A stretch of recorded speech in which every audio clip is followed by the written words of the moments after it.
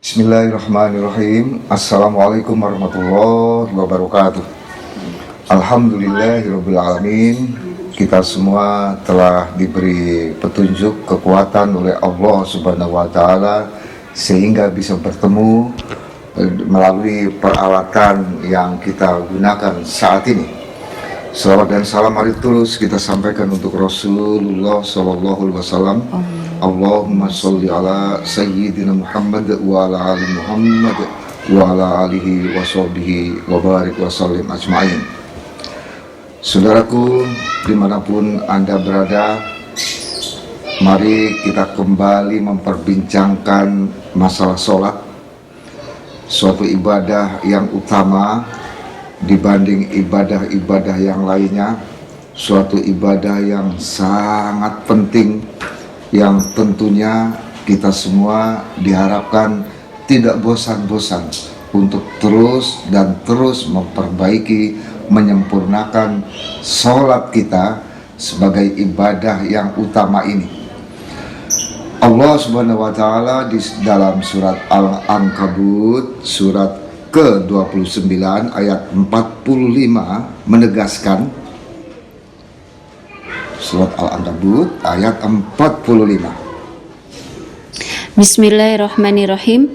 Bacalah kitab Al-Quran yang telah diwahyukan kepadamu Muhammad dan laksanakanlah sholat. Sesungguhnya sholat itu mencegah dari perbuatan keji dan mungkar. Dan ketahuilah, mengingat Allah atau sholat itu lebih besar keutamaannya dari ibadah yang lain. Allah mengetahui apa yang kamu kerjakan. Ya, sholat ibadah yang paling utama. Sholat disebut di ayat tadi sebagai dzikrullahi akbar, suatu ibadah yang sangat esensial, yang utama. Karenanya bisa dipahami manakala kemudian Rasulullah SAW menegaskan bahwa pertanyaan pertama yang diajukan kepada kita kelak di hari kiamat adalah sholat. Sholat, pertanyaan pertama yang diajukan kepada diri kita kelak di hari kiamat. Di hadis lain disebutkan manakala seseorang itu sholatnya dinilai baik, maka yang lain dinilai baik juga. Itu artinya akan mendapatkan fasilitas keringanan hisab. Subhanallah, keutamaan sholat ini begitu banyaknya. Ibadah yang nomor satu, namun terkadang bukan tidak mungkin kita nomor sekian kan. Adalah menarik sebuah penelitian yang dilakukan oleh sebuah lembaga studi keislaman di Denpasar, Bali. Dalam sebuah penelitian melalui kuesioner tertulis, ditanyakan kepada para responden mengenai bacaan sholat. Titik 2a, berapa persen yang Anda pahami? A, sedikit 25%, B, sebagian atau sekitar 50%, C, 100% dipahami. Ternyata sebagian besar responden menjawab sedikit memahami arti bacaan di dalam sholat yang ditunaikan, yang dikerjakan sehari-hari. Sekitar 25% atau kurang. Masih tentang kuesioner dalam penelitian itu, sewaktu ditanyakan mengenai arti Al-Fatihah, arti bacaan Al-Fatihah, dan kita tahu Al-Fatihah adalah membaca Al-Fatihah bagian dari rukun sholat, suatu bacaan yang tidak boleh ditinggalkan dalam sholat. Dalam kuesioner itu ditanyakan berapa persen pemahaman Anda mengenai arti Al-Fatihah. Lagi-lagi yang menarik, hampir sebagian responden menjawab tidak memahami secara utuh alias tidak 100%. Apa maknanya di balik jawaban-jawaban itu?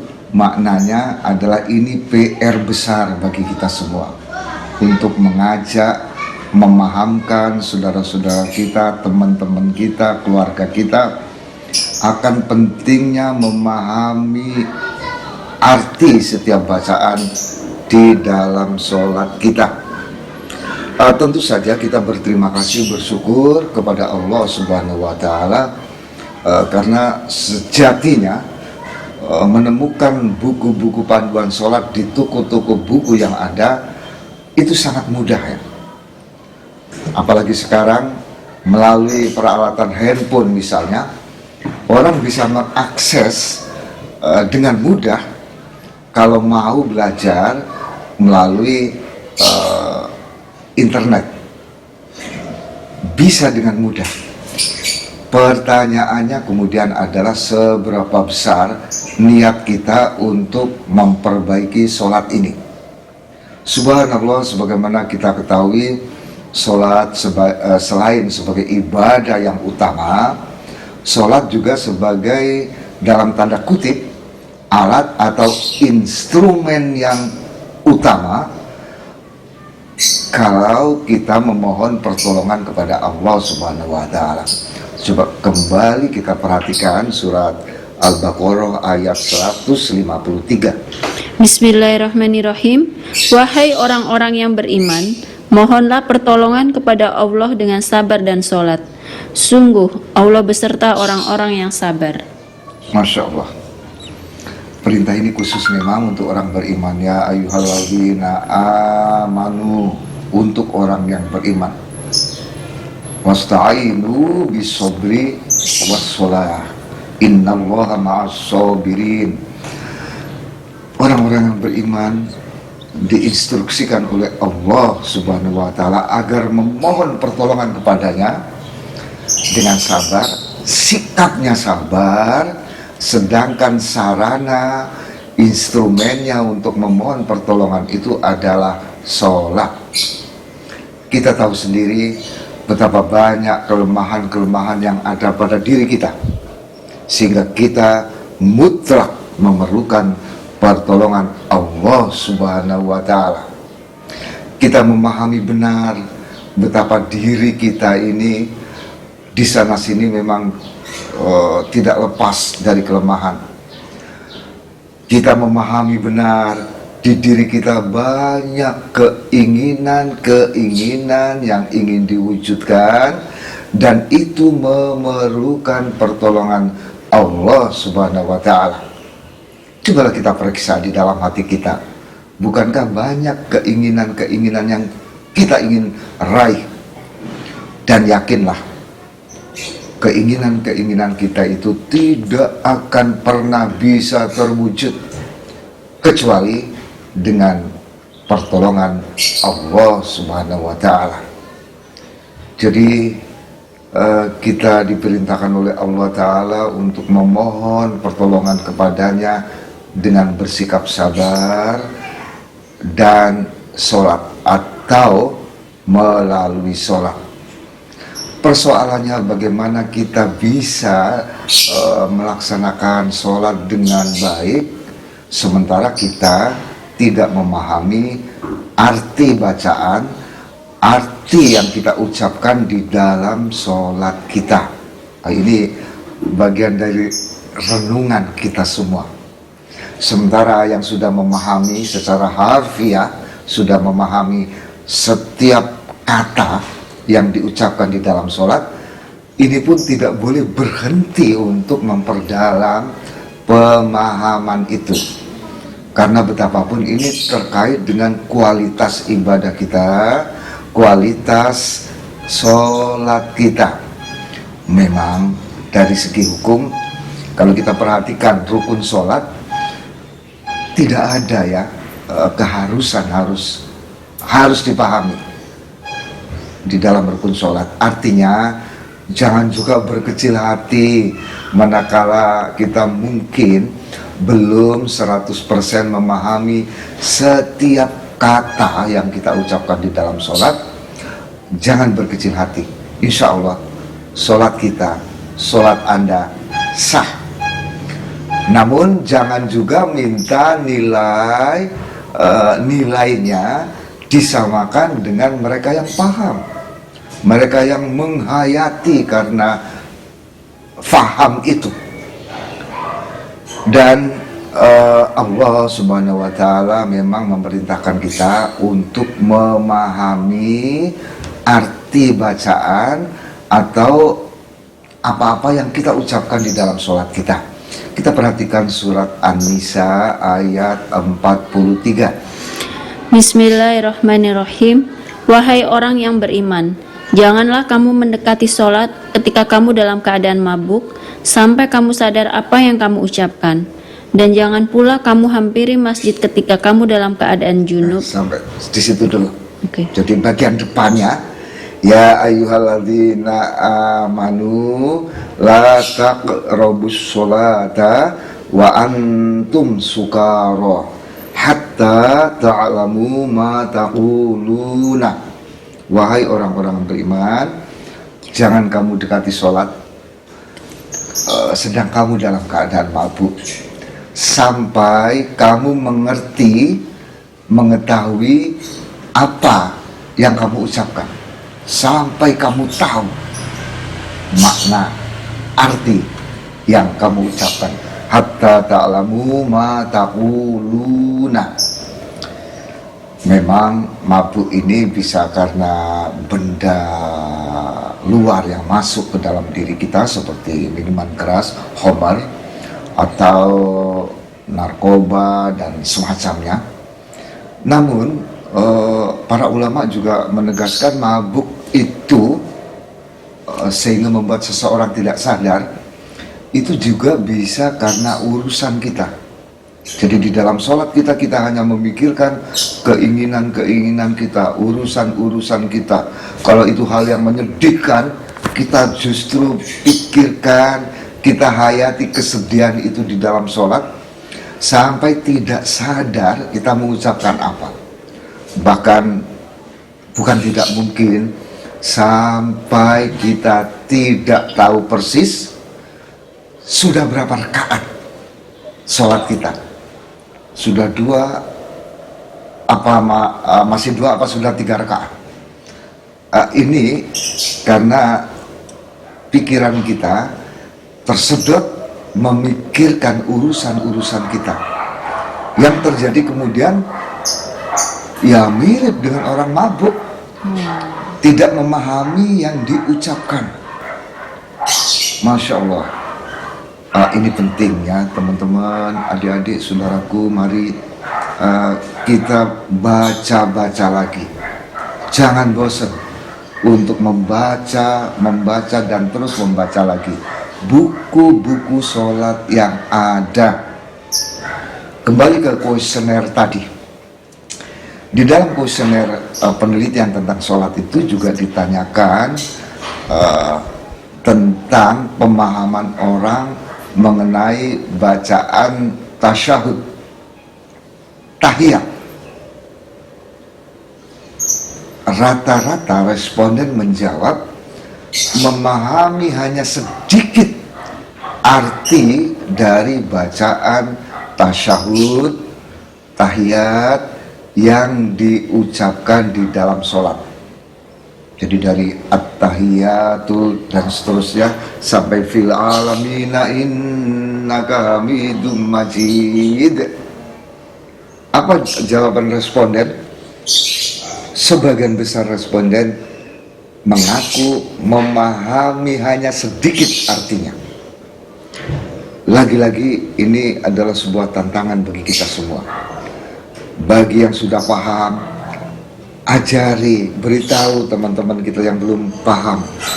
Bagi yang kita yang mungkin masih sebagian kecil memahami atau 50% paham tentang tasyahud ini, mari kita genapkan sampai menjadi 100% paham. Ini penting untuk meningkatkan kualitas ibadah kita, terutama ibadah yang utama ini, Zikrullahi akbar ini ibadah yang paling utama agar nilainya di hadapan Allah Subhanahu wa taala meningkat. Tentu kita ingin ya kelak nilai sholat kita itu bagus, yang berdampak mulai di dunia ini sudah mulai berdampak. Apa dampaknya? Dampaknya menghindari, mengurangi, menghindari, menghabiskan kekejian dan kemungkaran yang ada pada diri kita. Mudah-mudahan kualitasnya terus meningkat karena kita sendiri mau terus belajar, yang pada akhirnya kelak saat pengadilan di hari kiamat mudah-mudahan sholat kita dinilai bagus, nilainya baik, sehingga yang lain-lain pun dinilai baik. Bukankah kita semua mendambakan hal itu, sekaligus mendambakan hisab yang ringan bagi diri kita semua. Dambaan itu, harapan itu jangan dibiarkan hanya sekedar harapan. Mesti ada usaha-usaha yang serius, usaha-usaha yang intens. Jika perlu dalam membaca Fatihah misalnya, kita hayati juga apa yang disampaikan oleh Rasulullah SAW. Pada saat kita mengucapkan Alhamdulillahi Rabbil Alamin, segala puji bagi Allah, Tuhan semesta alam. Di mana menurut Rasulullah SAW, Allah Ta'ala menjawab, Hamidani abdi, hambaku memujiku. Lalu kita pun melanjutkan dengan bacaan Ar-Rahmanir-Rahim. Allah juga menjawab, hambaku menyanjungku. Kita pun melanjutkan dengan bacaan Maliki Yaumiddin. Allah menjawab, Majjadani abdi, hambaku memuliakan aku, mengagungkan aku. Dialog yang sangat indah antara diri kita dan Allah. Karena itu dialog tentu mesti kita pahami. Bagaimana mungkin kita berdialog, kita ngobrol kalau kita tidak paham? Ini tentu bukan hal yang bagus ya. Jadi gak usah malu kita, gak usah malas untuk terus dan terus belajar. Iyyaka na'budu, hanya kepadamu kami menyembah. Masya Allah, Allah menjawab, ya ini untukku.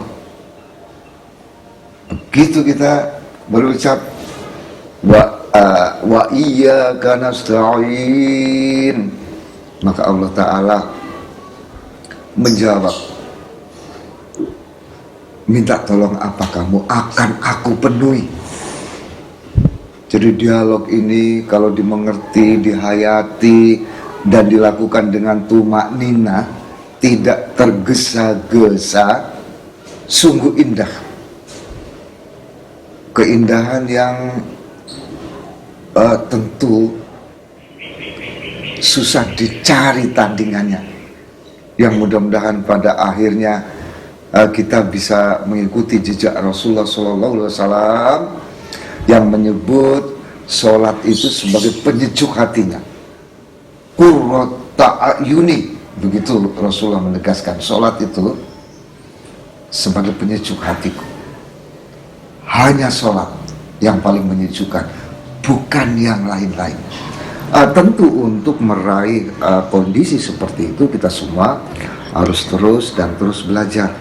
Sekali lagi, yang sudah paham pun, yang sudah mengerti makna kata per kata, juga tidak layak berhenti untuk terus dan terus mendalami sholat ini. Ibadah yang nomor satu, namun bukan tidak mungkin kita menomor sekiankan. Dari sekitar 500 kuesioner tertulis dalam penelitian itu jelas menggambarkan betapa sholat, ilmu mengenai sholat selama ini belum dinomorsatukan. Ya, mungkin masih nomor sekian begitu. Pertanyaan di kuesioner itu, pertanyaan terakhir berbunyi, tahukah Anda apa yang disebut sebagai orang yang sholatnya khusyuk, ciri-cirinya yang dicantumkan di dalam Quran? Kalau Anda tahu tentang sholat khusyuk, orang yang sholatnya khusyuk, disebutkan di dalam Quran surat dan ayat berapa? Itu pertanyaan terakhir dari kuesioner itu. Mengagetkan kalau kita perhatikan. Nyaris tidak ada seorang pun dari responden yang menjawab tahu. Ya, memang ada yang mencoba menjawab, yang dimaksud sholat khusyuk penuh konsentrasi, tapi saya lupa ayatnya. Yang dimaksud sholat khusyuk adalah tidak memikirkan yang lain-lain, tapi saya lupa surat dan ayat berapa. Ternyata yang memprihatinkan, hampir semua, praktis semua responden menjawab tidak tahu. Dan perlu diketahui para responden itu dari segi lokasi tempat tinggal tersebar di berbagai daerah di Indonesia, yang untuk mendapatkan responden yang berasal dari beberapa daerah di Indonesia dulu saat COVID-19 belum menyebar, pariwisata di Bali masih lancar, masih banyak kunjungan turis, wisatawan mancanegara maupun wisatawan domestik dari berbagai daerah di Indonesia. Maka yang menyebarkan kuesioner itu mudah mendapatkan responden yang tinggalnya di berbagai daerah di Indonesia. Jadi dari sebaran responden yang mengisi kuesioner itu, lokasi tempat tinggalnya di berbagai daerah di Indonesia. Nah, ini membuktikan bahwa selama ini kita memang tidak begitu memperhatikan ya, apa sih sholat khusyuk menurut Allah Subhanahu wa Ta'ala. Padahal itu dijelaskan di surat Al-Baqarah ayat 45 dan 46. Silakan Mbak Er. Bismillahirrahmanirrahim. Dan mohonlah pertolongan kepada Allah dengan sabar dan sholat. Dan sholat itu sungguh berat kecuali bagi orang-orang yang khusyuk, yaitu mereka yang yakin bahwa mereka akan menemui Tuhannya dan bahwa mereka akan kembali kepadanya. Ya. Penjelasan tentang orang yang sholatnya khusyuk atau sholat khusyuk, musollinya, pelakunya itu macam mana sih? Menarik, Allah Subhanahu wa Ta'ala menegaskan sholat itu berat. Sholat itu berat. Illa alal khosyi'in, kecuali bagi orang-orang yang khusyuk. Siapakah orang yang khusyuk itu? Bagaimana sih cirinya orang yang khusyuk itu? Di ayat 46-nya dijelaskan, alladzina yadhunnuna annahum mulaqu rabbihim wa annahum ilaihi raji'un. Sholat itu berat kecuali bagi orang yang khusyuk. Siapakah orang yang khusyuk itu? Yaitu orang-orang yang yakin bahwa dirinya pasti bertemu Allah, bertemu Rabb-nya, dan mereka yakin pasti dirinya kembali kepada Tuhannya, kembali kepada Allah melalui kematian. Masya Allah. Di dalam sholat itu sendiri, mengenai hari kiamat misalnya, di mana hari pertemuan kita dengan Rabb kita Allah Subhanahu wa Ta'ala, Bukankah kita baca di Al-Fatihah ayat keempat, Maliki Yaumiddin, yang menguasai hari pembalasan. Di hari kiamat itulah kita bertemu Allah Subhanahu wa Ta'ala. Dan orang yang khusyuk tadi yakin, alladzina yadhunnuna annahum mulaqu rabbihim, yakin bahwa dirinya pasti ketemu Tuhannya. Artinya yang sholat ini ingat dan menghayati tentang kiamat, tentang pertemuan dengan Rabb-nya, dan yakin bahwa dirinya pasti mati kembali kepada Allah. Jadi soal kiamat kita bisa menghayati saat membaca Maliki Yaumiddin. Saat kematian bisa dihayati waktu tangan kita bersedekap. Bukankah sewaktu sedang sholat, posisi tangan kita tidak berbeda dengan tangan orang yang meninggal, sedekap. Secara isyarat ini tentunya atau mestinya mengingatkan kita bahwa kita pasti kembali kepada Allah.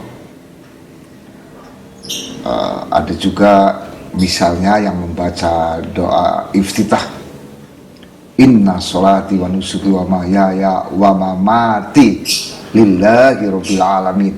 Di situ ada kata mati. Begitu dihayati, diingat, dihayati tentang kiamat, tentang kembali kepada Allah melalui kematian, insya Allah sholat kita akan khusyuk. Tentu saja ditambah dengan pemahaman, mengerti arti bacaan yang kita ucapkan di dalam sholat.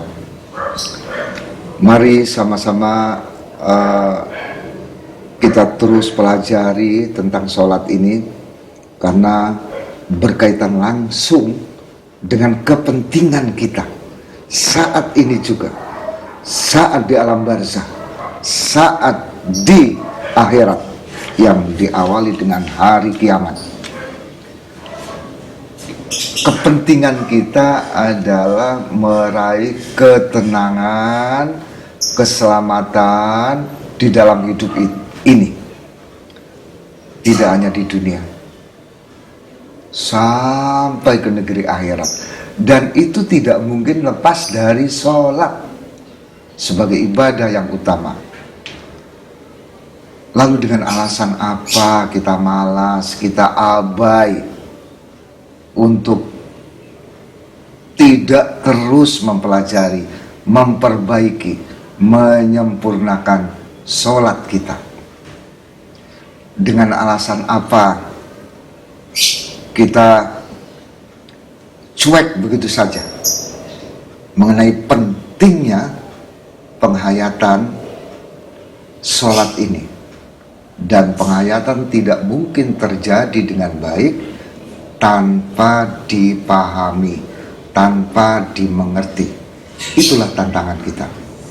Sekali lagi mudah-mudahan teman-teman yang sudah paham tidak berhenti terus memahami dan tidak bosan untuk mengingatkan saudara-saudara kita, teman-teman kita, tentang pentingnya memahami arti bacaan di dalam sholat.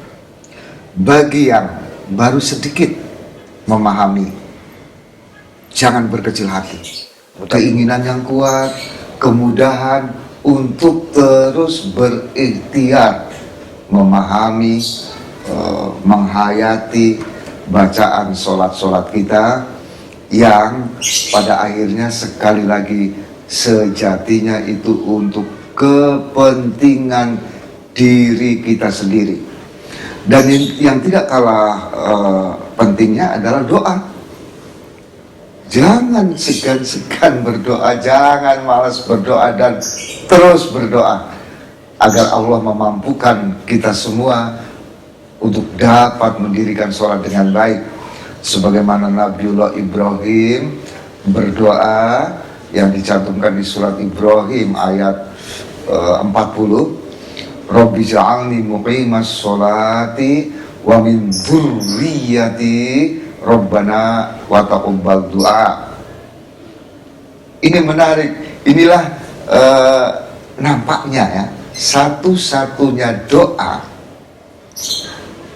yang ada di dalam Quran sekali berdoa menggunakan kata ganti orang pertama tunggal dan kata ganti nama kami orang banyak kan kami. Rabbi ja'alni, Tuhanku jadikanlah aku.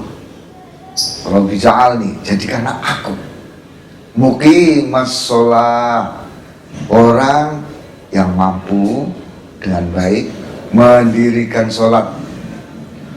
Wa min dzurriyyati, dan anak-anak keturunanku, dzurriyyahku.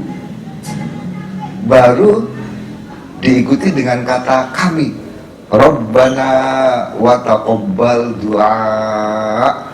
Wahai Tuhan kami, terimalah doa kami, terimalah sholat kami. Doa yang indah jangan pernah lepas dari diri kita. Walau mungkin ya anak-anak kita itu masih malas-malasan sholat, disuruh sholat, jawaban yang paling sering dilontarkan oleh anak kita entar.